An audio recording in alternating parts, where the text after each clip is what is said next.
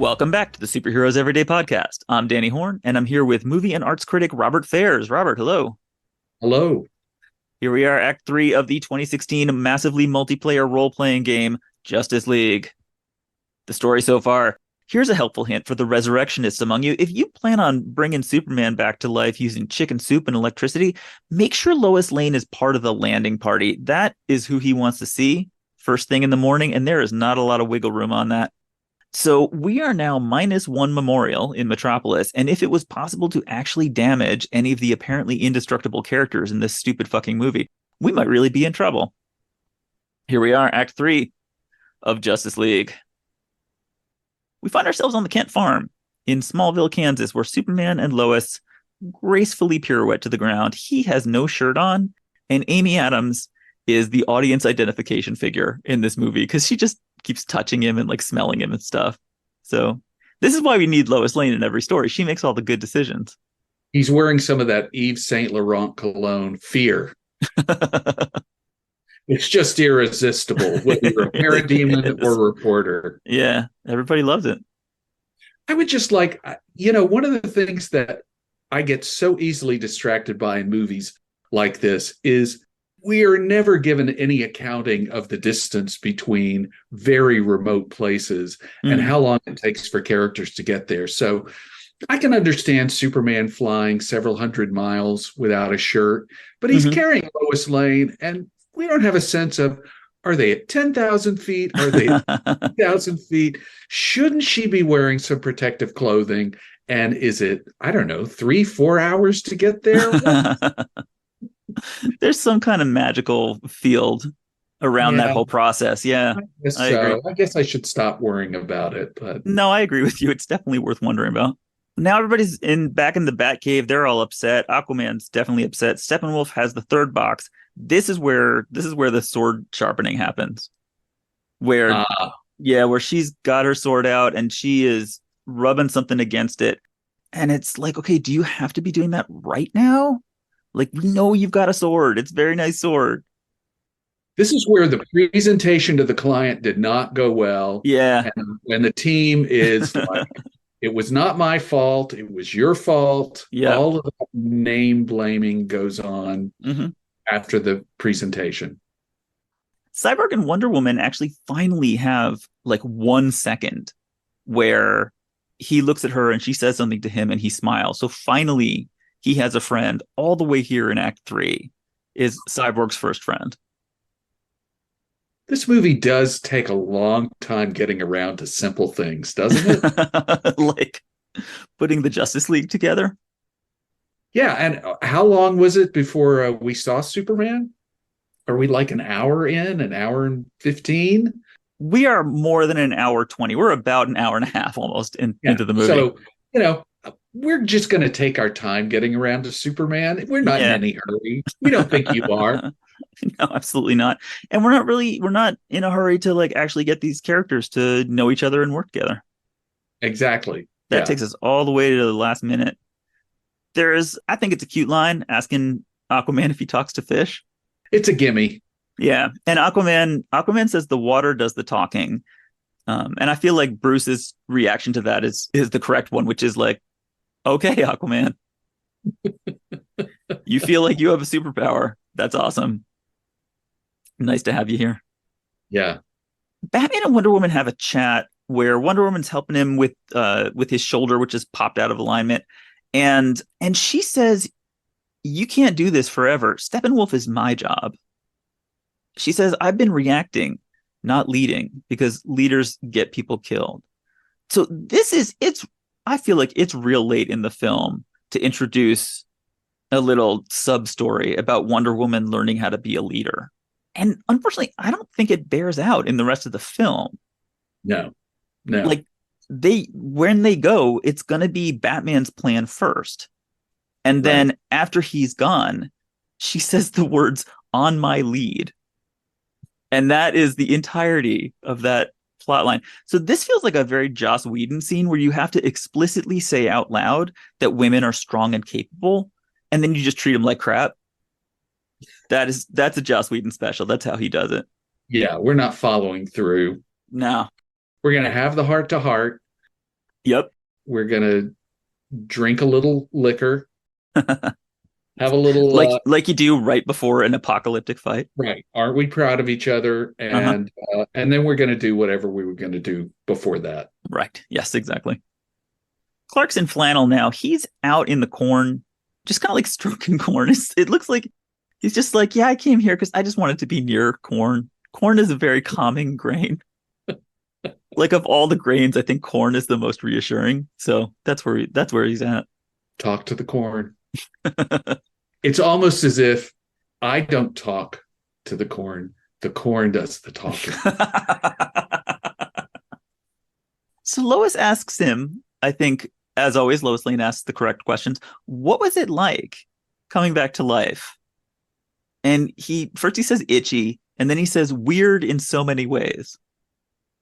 And that is the extent of the philosophical, metaphysical content of this movie. Right. As a reporter, I think there should be some follow-up questions.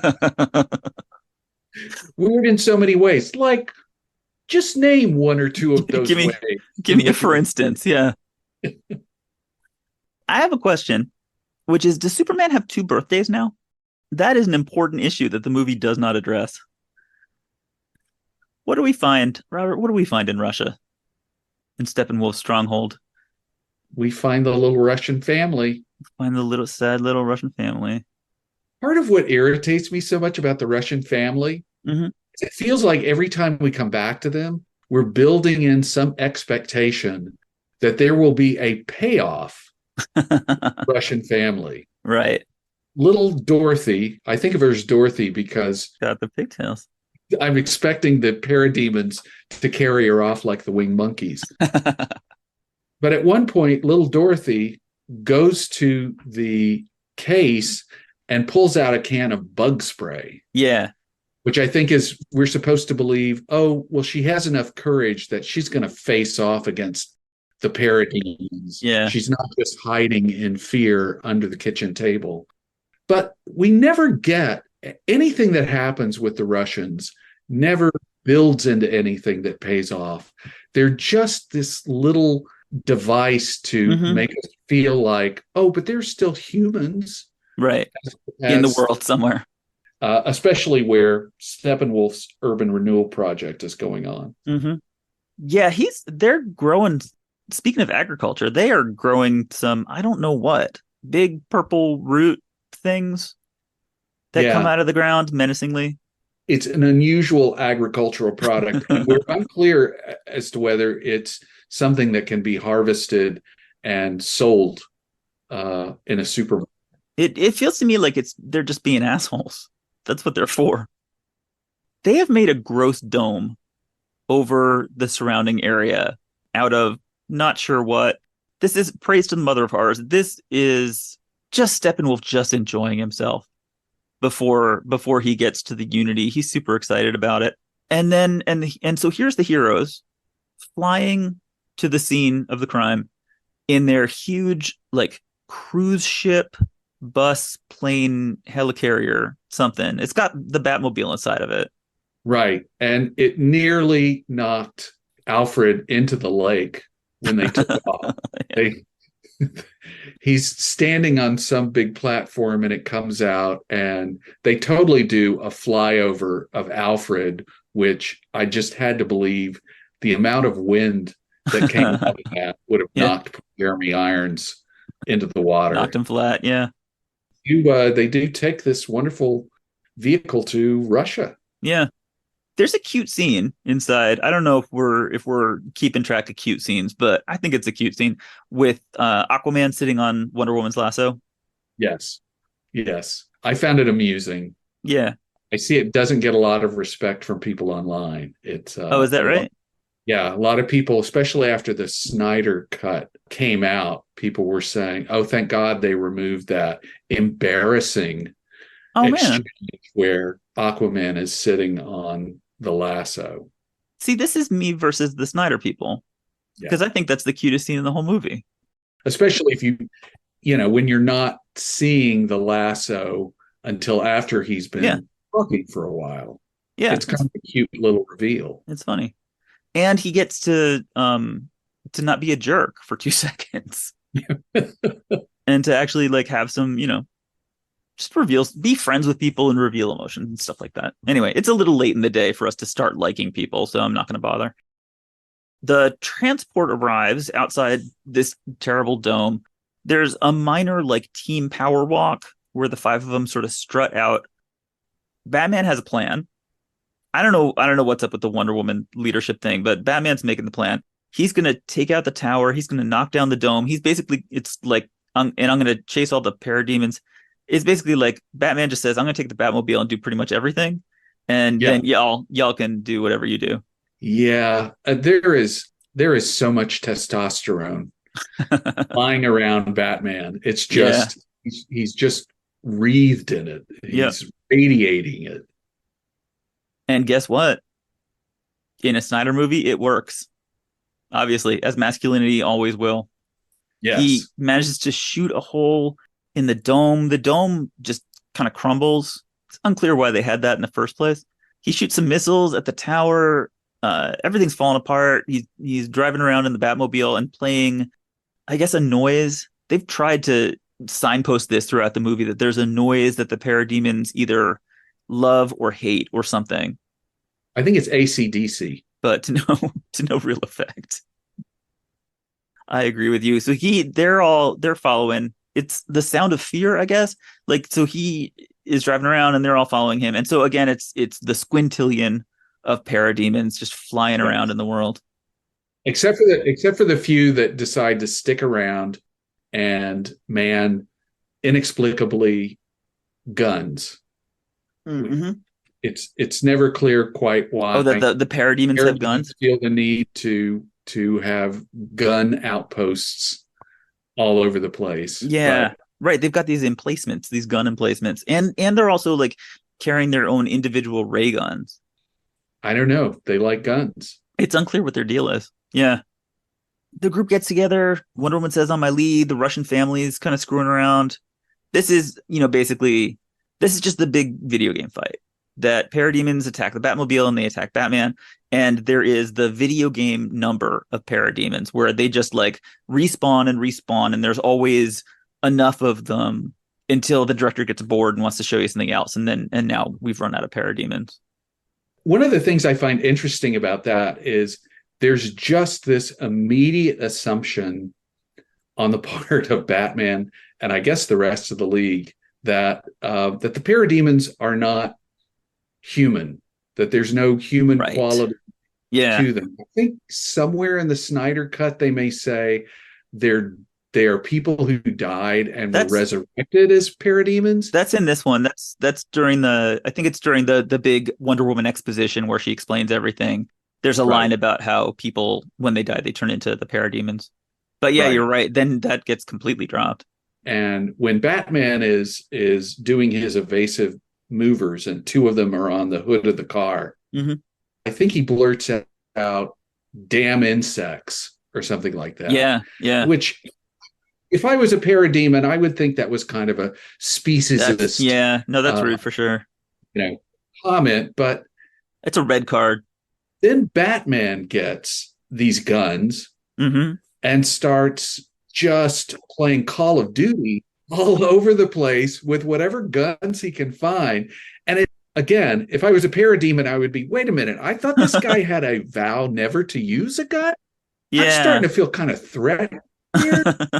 And then it's a little easier to understand Wonder Woman, taking her axe, Hmm. I'm sorry, her sword Yep. to all of these creatures and killing them. But it's just a very cavalier sort of attitude Yeah. toward dispatching these red shirts kind of characters. Nobody cares. They're just NPCs. There's a lot of jumping around, a lot of flying around. Cyborg, there's some moments between Cyborg and Aquaman.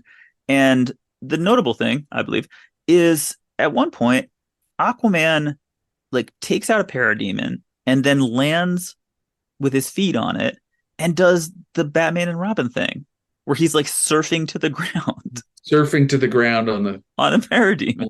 parademon. Yeah. I should have looked. Do you know, is that in Snyder or is that a Whedon thing? Either way. I believe that's in Snyder as Yeah, that's well. a Snyder thing. Why they didn't put Surfing USA on the soundtrack at that point? I don't know. Missed opportunity. That is it. The surfing down to the ground in Batman and Robin, I feel like is one of the silliest moments in Yeah. superhero movie history.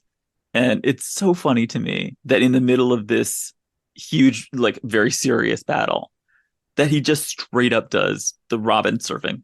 And when he actually lands, Mm-hmm. he like goes Through through a building. Yeah. a 17-story building all the way to the ground. And then just this guy who wears virtually no clothing to begin Mm-hmm. with is able to not just survive that fall, but then strut out like, Yeah. yeah, just another day at the office. And I've got my question about that is I thought you were water based. Isn't that a thing? Aren't you the fish guy? It's that dual nature Yeah. of Aquaman. I'm water and I'm land. Yeah. Yeah, I guess so. He's pan elemental. And then everybody fights. Then it's just the big endless fight scene with Steppenwolf, where Wonder Woman's got a sword and he's got a big old axe. Cyborg starts messing around with the mother boxes. Flash is killing parademons.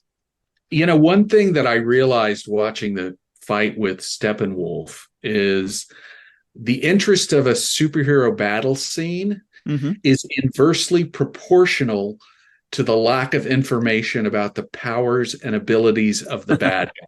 Yeah. So if we knew that there was something that would hurt Steppenwolf, Mm-hmm. it would be much more interesting because there would be Yep. some sense that he would confront that. But since we don't know anything about Steppenwolf's powers, Mm-hmm. all we see is him getting knocked into walls and shrugging it off and then going Yeah. back, hitting one of the heroes. And so it becomes uninteresting in about 5 seconds. Mm-hmm. And then we have to sit through it for Minutes and minutes. Yeah. 5, 8 minutes. I don't Yeah. know. I couldn't keep track. Yeah. Now they're all at that point just like bashing each other around. The Russians are still driving on their truck, and Alfred announces to Batman that there are civilians in trouble. So Alfred, he must have gone out and bought another monitor that randomly, like he's got a satellite that's tracking individual civilians in a truck. Yeah, that's again talking about Elon Musk. I get the feeling Bruce bought a bunch of satellites to create kind of Skynet over the Earth so he could watch literally any place on Earth and to Right. determine that there were civilians in trouble. Yes. Yeah. Steppenwolf grabs Cyborg. This is a fun one. Says, "You're not worthy to touch Mother. She is power, and power is the only law," which is the one line that I know Snyder must have written because that's what he actually believes. And he just like picks him up and just snaps Cyborg's leg off like it's an action figure and dumps him on Wow. the ground. Like every kid who has ever had an action Yeah. figure, Yep. snap. And it's a good moment for that like kind of bloodless murder with no consequence thing of just like, yeah, I could just like grab this off you, somebody else is going to snap it back in. Right. Meanwhile, Cyborg is saying, I'm having a really uncomfortable flashback right now. This Yes. feels very much like something that has already happened to me Oh, in my life. I don't yeah. appreciate this. You're so right. Yeah, that's very insensitive Yeah. on Steppenwolf's end. Steppenwolf says, "You are all too weak to see the truth." And then guess what? Here's Superman in his red and blue suit. "I believe in truth," he says, "but I am also a big fan of justice." Hooray. Finally. Isn't that sweet? I'm Yeah. a fan of justice.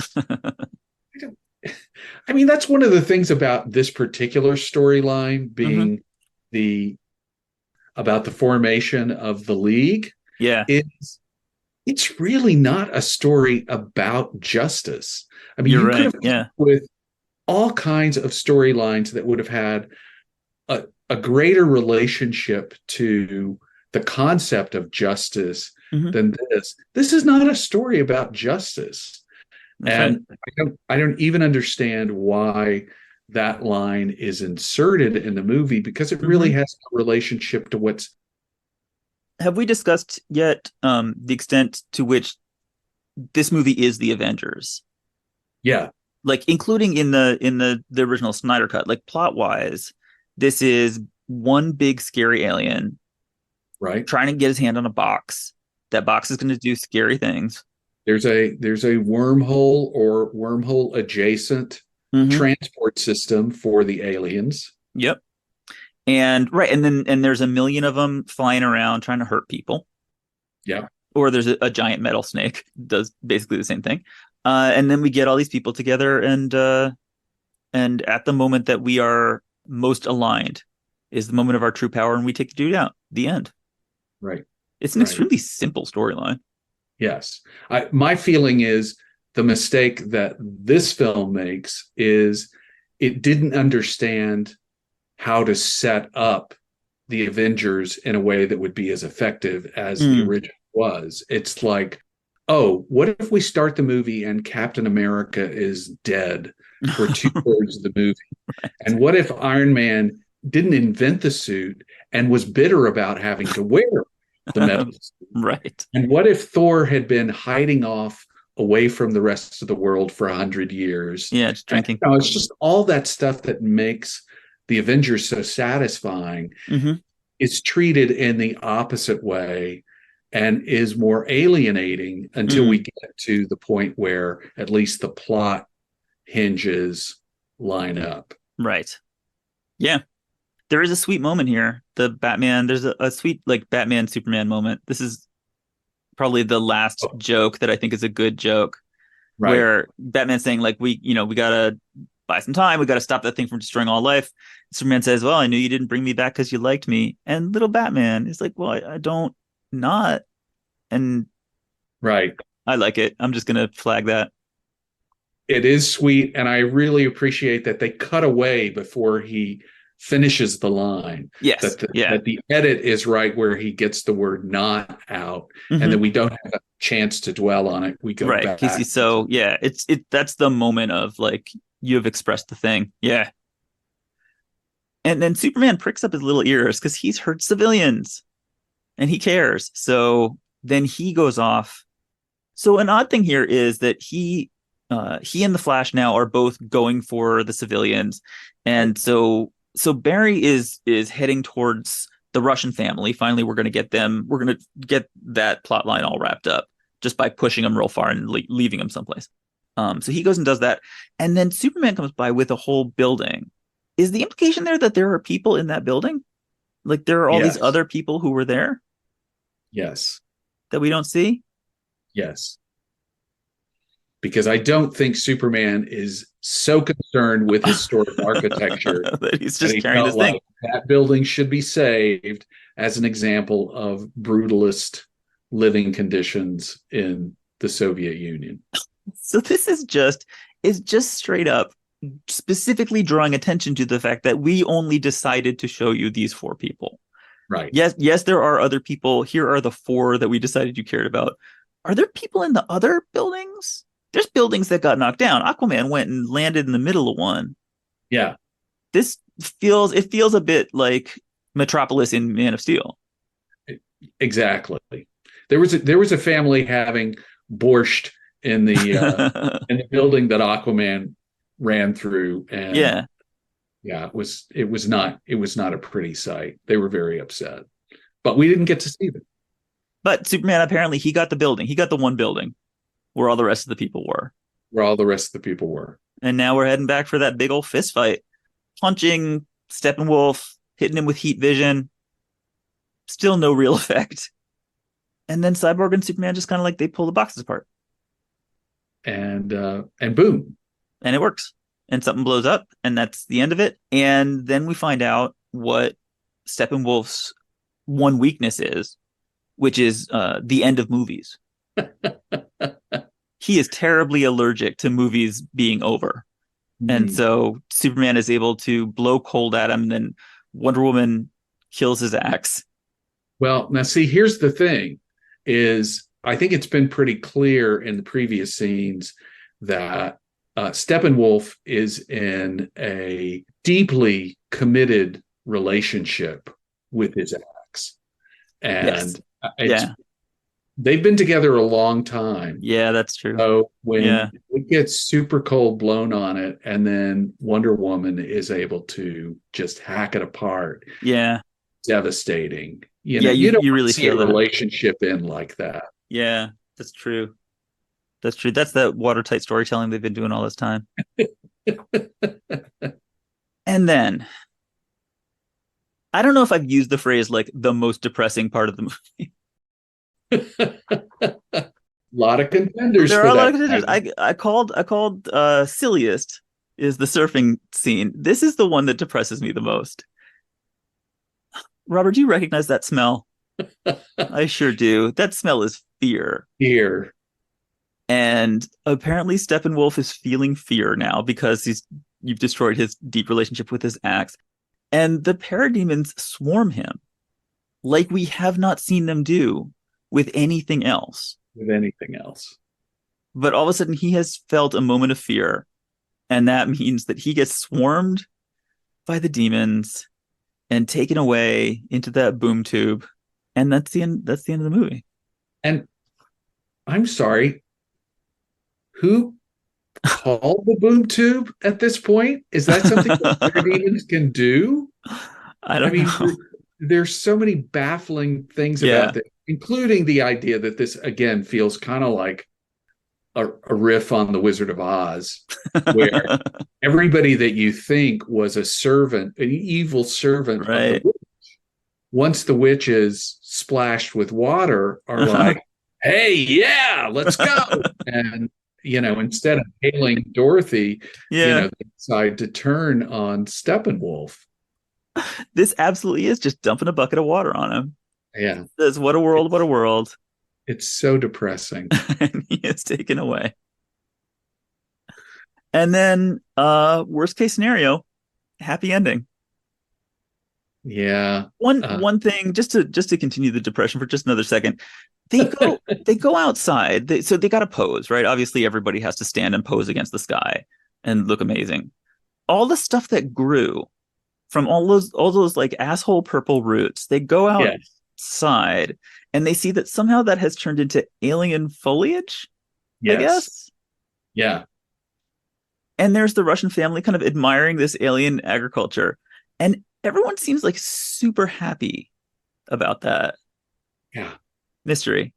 I would be so suspicious of that alien foliage. It's I know. like, how do we know this isn't toxic? Do we know that? We don't know that.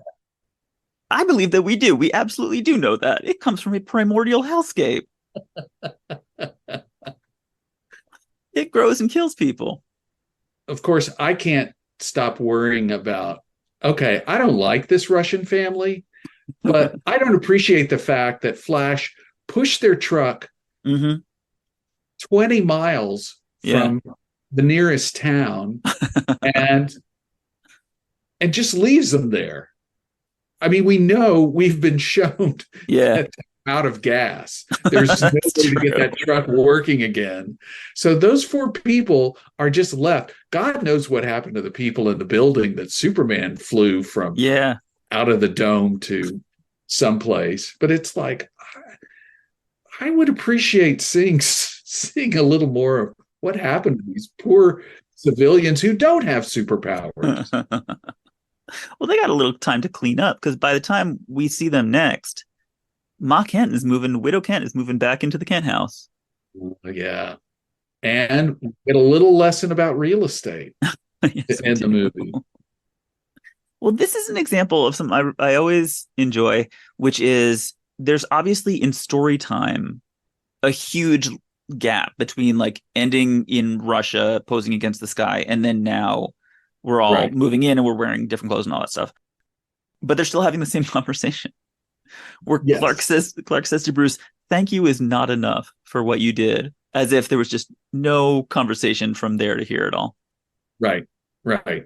It's that movie phenomenon, like when you're watching an action film or a horror film and you see the protagonist in the frame, Mm-hmm. and then suddenly, scarily, the antagonist jumps into the frame from a place where the protagonist Could could not have possibly be. easily seen that person. There's no way you could have snuck up on the Right. protagonist at this point.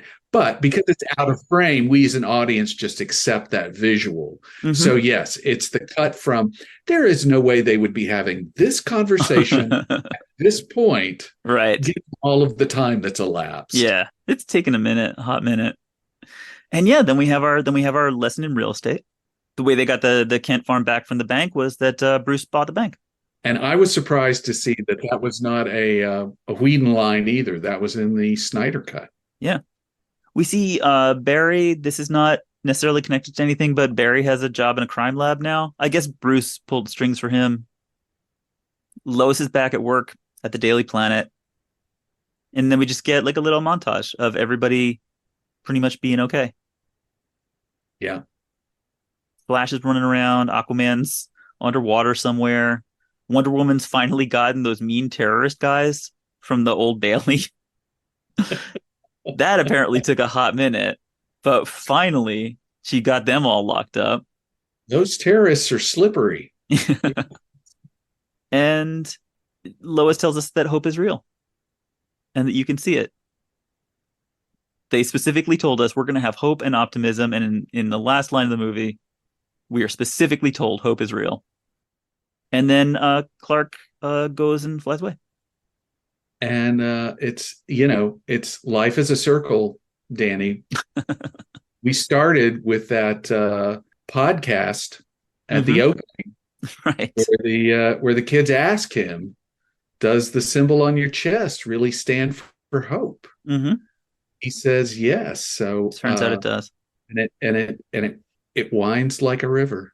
So we are winding hope all the way back to Yep. at the end of the movie. So isn't that a beautiful thing? It is beautiful. And I don't like this ending. I think this ending is cheap and kind of happy face. But then I think about what Zack Snyder did for his ending. And I realize that this has some advantages, this one. Because he doesn't do like the endlessly long nightmare sequence with Batman just talking to the Joker for a real long time about different stuff. Totally different stuff. Yeah. So then, yeah, 4 years later, we get Zack Snyder's Justice League. All these characters had to do this all over again. They acted like it had never happened before. It's a very confusing sequel. Right. Right. And it feels like, again, you look at the numbers, Mm-hmm. he spent 250 million on the film before he Mm-hmm. left. Right. He comes back and says, I want to finish my cut. Mm-hmm. I think I can do it with about 20 or 30 million, which 30 million would be five more than Joss Whedon had Yeah. to finish the theatrical cut. But then he actually ends up spending 70 million to Does he finish really? the Snyder cut. Did they? Now, I saw like kind of differing information. I saw at least one source saying that he did not actually do any reshoots, but that doesn't make sense. Oh, the whole nightmare sequence is, I think, Oh, is that all reshoot? a new shoot, Okay. which to me is You need 70 very million. much like him saying, "Hey, I was going to make a sequel or two. Yep. It's what it's going to look like. Thank You'll never see it, but I God. couldn't resist showing it to you." Yes, that there is that there Fuck you, Warner Brothers. there would have been an evil Superman. Yeah, Huge surprise. yeah, big surprise. Yeah. Yet another evil Superman story. And Snyder Bros loved it. Oh And yeah, they're still talking about it. It's funny, they talk as if this movie would have like played like this 4 hour version in theaters, which I don't really see. yeah. I don't see how that's possible. I can't imagine it. And when I do, I cry. All right, let's talk about toys. This Mattel had the license, and they made obviously a bunch of toys, including some that are super odd looking. these mini toys. Oh yeah. They're crazy squat. They're like these little squat toys. And Superman is the shortest of them all, and like the squattest and bulkiest. And I just find him very adorable. But they did a good job of getting pretty much every character. They have like a whole bunch of heroes, and they even managed to get parademons in there. They got like two different Parademons parademon represent. cords. Yeah, you got Steppenwolf, which is surprising, and then there's the team trainers, which Oh, I'm just gonna tell everybody who's listening to the episode, you're gonna have to go and Google Justice League team trainers, Batman and Superman, so that you can take a look at these. These are some very peculiar looking toys. yeah. They're disturbing in a way that superhero toys should not be. They are positioned so that it's just Superman and Batman, right? Yes. Mm-hmm. But they are positioned so that it looks like they are squatting, and not just squatting, but straining, which Yeah. then, if you make the association with training, it's like, is that toilet training? Yes, absolutely. It looks, That is what it looks like. it looks a little weird.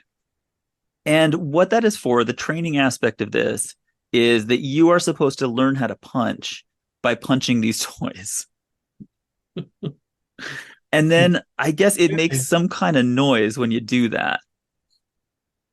So this is the fantasy for all the children, to take Batman and Superman and just punch them in the face a bunch. Now, my understanding is there was also an action figure set of characters that talked, that you could actually make You could have a conversation with. League talk. Oh yeah, they got the talking heroes. I can't think of many lines of dialogue from either the Whedon cut or the Snyder cut that were so memorable that I would have a want lot to play of with them and hear yeah. these people say those lines. Yeah, there's not a lot of catchphrases. I guess like Aquaman could say you dress like a bat. Yeah, We got true. that. You talk to fish? Steppenwolf. I bet actually it was a mistake putting Steppenwolf in that line, because once you get that guy talking, he doesn't shut up.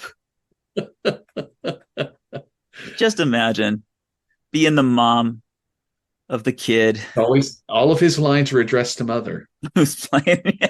And so he pushes a button on this toy and it just starts going off about mother. I want to write a children's book. Steppenwolf has 3 mommies.